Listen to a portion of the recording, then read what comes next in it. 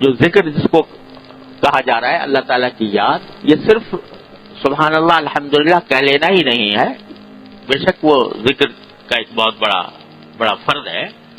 لیکن بزرگوں نے فرمایا کہ کل مطیع للہ فہو ذاکر، جو بھی اللہ تعالیٰ کی اطاعت کر رہا ہے،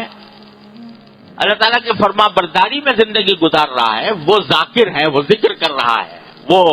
اللہ تعالیٰ کی یاد اس کے قلب میں موجود ہے، جو اللہ تعالیٰ کی اطاعت میں کام کر رہا ہے۔ تو اپنی صبح سے لے کے شام تک کی زندگی کو دیکھو، اس میں جو کام اللہ جل جلالہ کی اطاعت کے مطابق کر رہے ہو، اس کام کی اگر فکر ہے اور اس نیت سے فکر ہے کہ میرا یہ کام اللہ تعالیٰ کی رضا کے مطابق ہو جائے، وہ بھی ذکر میں داخل ہے۔ فرض کرو کہ طالب علم ہے، علم حاصل کر رہا ہے،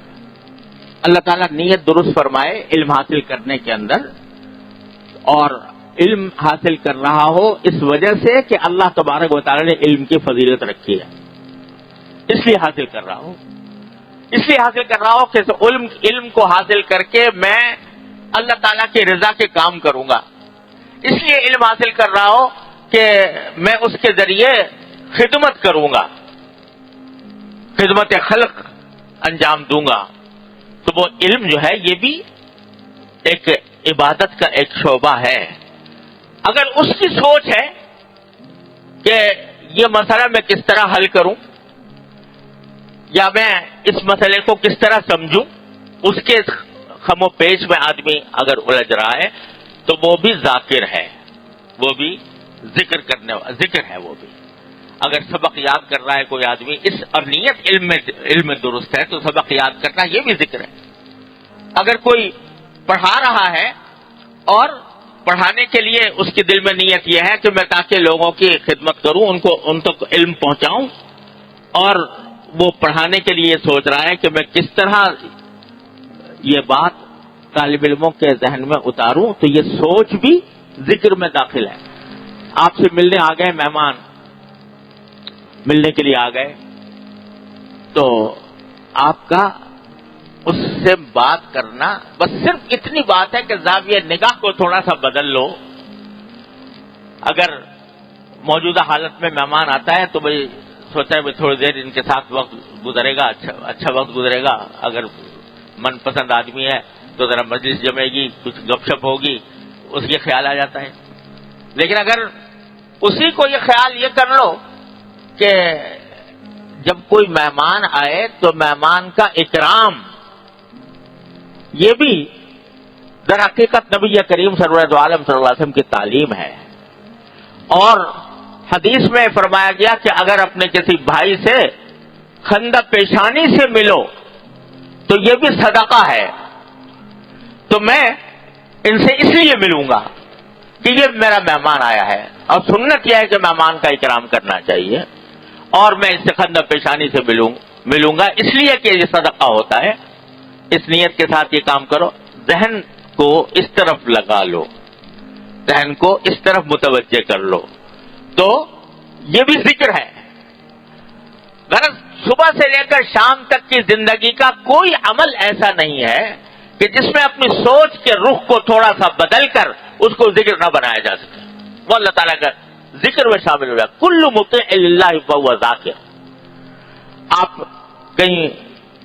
گھر میں داخل ہو رہے ہو، گھر میں داخل ہوتے ہوئے ذہن اس طرف متوجہ کر دو، خیال آ رہا ہے کہ گھر میں جائیں گے تو بھی بچوں سے ملیں گے، گھر والوں سے ملیں گے، یہ خیال تو آ رہا ہے، لیکن اسی خیال کا رخ اس طرف موڑ لو کہ یا اللہ میں اپنے گھر میں داخل ہونے والا ہوں، اے اللہ میں اپنے سب گھر والوں کو عافیت کے ساتھ پاؤں۔ تو ایک دعا کر لی تم نے اللہ تبارک و تعالی سے،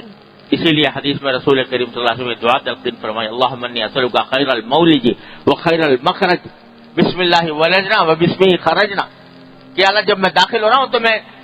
اچھی طرح داخل ہوں، اچھے حالات میں لوگوں کو پاؤں، اور جب نکلوں تو اچھے حالت میں نکلوں۔ اللہ تعالیٰ کی طرف متوجہ ہو گئے تو ذرا سا زاویہ نگاہ کو تبدیل کر لینے سے، محض اپنی سوچ کے رخ کو اللہ تبارک و تعالیٰ کی طرف موڑ لینے سے، یہ انسان کا ہر کام ذکر میں تبدیل ہو جاتا ہے، اللہ تبارک و تعالیٰ کے ذکر میں تبدیل ہو جاتا ہے۔ اس وقت صورتحال یہ ہے کہ غفلت کی حالت میں انسان کا وقت گزر رہا ہے، اللہ تعالیٰ کا خیال، اللہ تبارک و تعالیٰ کا ذکر، آخرت کی فکر یہ کم آتی ہے یا نہیں آتی۔ اور اگر مشق کر کر کے آدمی اپنا اس طرح اپنا نظام بنا لے کہ ہر موقع پر اللہ جل جلالہ اور اللہ کے رسول صلی اللہ علیہ وسلم کے احکام کی طرف توجہ کر لے، کھانا سامنے آئے تو کھانے کو اس نیت سے اور اس سوچ کے ساتھ کھائے کہ یہ اللہ تعالیٰ کی نعمت ہے، اس کو میں شکر ادا کر کے کھاؤں گا، تو یہ بھی ذکر ہے۔ اور اس کا سب سے بہترین طریقہ حضور نبی کریم سرور دو عالم صلی اللہ علیہ وسلم نے سکھایا کہ جو معصور دعائیں ہیں، مسنون دعائیں، صبح کو اٹھنے کے وقت یہ، اور وضو کرتے وقت یہ، اور نماز پڑھتے وقت مسجد میں جاتے وقت یہ، اور سواری پر سوار ہوتے وقت یہ دعائیں پڑھو، ان دعاؤں کو اپنا معمول زندگی بنائیں۔ اور جو حضرات عربی نہیں جانتے تو وہ ایک مرتبہ یہ کام کریں، انشاءاللہ اس کا بڑا فائدہ ہوگا، کہ جو مسنون دعاؤں کی کتابیں چھپی ہوئی ہیں ان دعاؤں کے ترجمے بھی چھپے ہوئے ہیں، تو ایک مرتبہ اس کا مطالعہ کریں، ترجمے کا، کہ کیا دعا مانگی نبی کریم صلی اللہ علیہ وسلم نے، کس وقت کیا دعا مانگی، اس سے ذہن کھلے گا کہ اللہ تبارک و تعالیٰ سے کیا مانگنا چاہیے، اور کس نیت سے اور کس خیال سے آدمی کو کیا کام کرنا چاہیے۔ کوئی زندگی کا کوئی گوشہ سرکار دو عالم صلی اللہ علیہ وسلم نے چھوڑا نہیں جس میں یہ دعائیں سکھائی نہ ہوں، صبح سے لے کے شام تک کی زندگی میں۔ اگر آدمی اس کی پابندی کر لے تو یہ ذکر اس کے دل میں انشاءاللہ سما جائے گا، اور یہ عادت پڑے گی کہ جس وقت جو کام کر رہا ہوں اس کے اندر تصور اللہ جل جلالہ کی طرف بنے۔ پریشانیاں آتی ہیں انسان کو، آج کون انسان ایسا ہے کہ جس کو کوئی نہ کوئی پریشانی لاحق نہ ہو، ہر طرح کے افکار میں، کوئی کسی فکر میں مبتلا ہے، کوئی کسی فکر میں مبتلا۔ اب ایک تو شکل یہ ہے کہ آدمی اس فکر کو لے کے بیٹھ جائے اور اپنے آپ کو ہاتھ پر ہاتھ رکھ کر بے عمل بنا لے، اس سے کچھ فائدہ نہ دنیا کا نہ آخرت کا۔ لیکن دوسری شکل یہ ہے کہ اس پریشانی کو اپنے اللہ تعالیٰ کی بارگاہ میں پیش کرتا رہے، یا اللہ یہ پریشانی ہے اپنے فضل و کرم سے دور فرما دے، یا اللہ یہ تکلیف ہے اس کو اپنے فضل و کرم سے دور فرما دے، اور اس پریشانی کو دور کرنے کے لیے جو ظاہری اسباب ہیں وہ اختیار کرے، تو اختیار کرتے وقت بھی نگاہ اللہ تعالیٰ کی طرف ہوگی، یا اللہ یہ سبب تو اختیار کر رہا ہوں، مگر اصل میں اس کو کامیابی تک پہنچانے والے آپ ہیں، آپ اپنے فضل و کرم سے۔ بے روزگار آدمی ہے، روزگار تلاش کر رہا ہے، تو ایک تو یہ نیت رکھے کہ میں اس غرض سے تلاش کر رہا ہوں کہ نبی کریم صلی اللہ علیہ وسلم نے اس کو فریضہ قرار دیا اور حلال کی طلب کو فریضہ قرار دیا، اور دوسرے جو کوشش کر رہا ہوں اے اللہ اس کوشش میں تاثیر پیدا کرنا وہ صرف آپ کا کام ہے، اپنے فضل و کرم سے وہ تاثیر پیدا فرما دیجیے۔ اگر ویسے ہی غم میں بیٹھا رہا، حسرت میں بیٹھا رہا تو نہ دنیا ملے گی نہ دین ملے گا، لیکن یہ کام کرے گا تو انشاءاللہ کامیابی بھی ہوگی، کبھی نہ کبھی اس کوشش میں اللہ تعالیٰ تاثیر ڈالیں گے، اور ساتھ ہی اس کے اوپر ذکر کا ثواب ملے گا انشاءاللہ تعالیٰ، کہ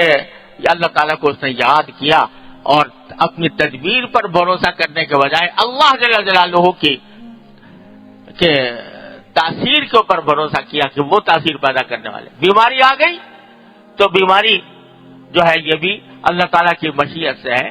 بے شک علاج کرے، لیکن ساتھ ہی اللہ تبارک و تعالیٰ کی بارگاہ کی طرف متوجہ ہو کہ اللہ یہ دوا تو کر رہا ہوں لیکن اس میں تاثیر پیدا کرنا وہ آپ کا کام ہے، اپنے فضل و کرم سے اپنے رحمت سے وہ تاثیر پیدا فرما دیجیے۔ غرض جو پریشانی بھی لاحق ہو، جو فکر بھی لاحق ہو اس کو غفلت کا ذریعہ بنانے کے بجائے اس کو اللہ تبارک و تعالیٰ کی یاد کا ذریعہ بنا دیا. نقصان ہو گیا، کوئی پریشانی نقصان ہونے کی، تو اس کو بھی یا اللہ یہ نقصان ہو گیا، اپنی رحمت سے اس کی تلافی فرما دیجیے. بہادر شاہ ظفر مرحوم نے کہا کہ یہ کہاں کا فسان ہے سود و زیاں، جو گیا سو گیا، جو ملا سو ملا. یہ کہاں کا فسان ہے سود و زیاں، جو گیا سو گیا، جو ملا سو ملا. کہو دل سے کہ فرصت عمر ہے کم، جو دلا تو خدا ہی کی یاد دلا. عمر کی فرصت کم ہے، ارے کیا آ گیا کیا چلا گیا، دنیا تو اسی کا نام ہے. کبھی کوئی چیز کبھی آ جاتا ہے، کبھی چلا جاتا ہے. آنی جانی ہے، دولت بھی آنی جانی ہے، راحت بھی آنی جانی ہے، لذت بھی آنی جانی ہے. کوئی چیز قائم رہنے والی نہیں ہے. نہ خوشی ہمیشہ قائم رہتی ہے، نہ غم ہمیشہ قائم رہتا ہے. یہ سب آنی جانی چیزیں ہیں. تو کہو دل سے کہ فرصت عمر ہے کم، جو دلا تو خدا ہی کی یاد دلا. اب زندگی گزر رہی ہے تو اس کو اپنے اللہ تبارک و تعالیٰ کی یاد میں صرف کر لو. اور جیسا کہ میں نے پہلے بھی عرض کیا تھا کہ مشق کرنے سے یہ بات بھی حاصل ہو جاتی ہے کہ کچھ جملے آدمی دل ہی دل میں اللہ تعالیٰ سے کہنے کی عادت ڈال لے. کچھ فکرے وہ جیسے کہ مثلا یا اللہ میرے گناہوں کو معاف فرما دے، یا اللہ میرے سارے کام بنا دے، یا اللہ میرے اعمال و اخلاق کی اصلاح فرما دے، یا اللہ مجھے جنت عطا فرما دے. دعا، مختلف دعاؤں کے کلمات، یہ ان کو بار بار دل سے کہنے کی عادت ڈال لیں.